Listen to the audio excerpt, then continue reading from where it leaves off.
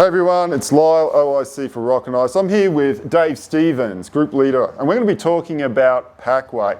Dave, what do you think is a good pack weight? Look, it's very easy to get carried weight on these trips, and typically I find that people that are first going out will carry way too much stuff, way too much food, way too much extras, because it really does add up. And so you can easily be carrying 30 kilos or more. But ideally, and I'm more on the light side, only take what you need, look for slightly lighter products. And so if you can sometimes, on a trip that goes for a week like we're talking about, you can get it under 25 kilos, and that's a pretty good weight. Somewhere between that sort of 22 to 25. If you can do that, then you're doing really well.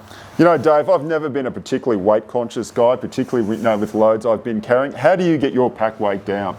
Yeah, it's once again being conscious of all those little decisions. So it's what sort of do you need to take that extra plate?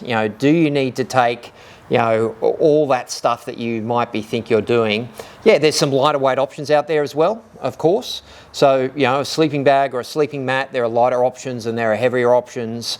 But a lot of it's about the small things, being really precise. So my food, I'll go through it and I'll have it bagged up into each meal that I need for each day and get rid of everything else. So it's making those little decisions can mean that you're carrying less rather than more out in the field. Excellent, really great points, Dave.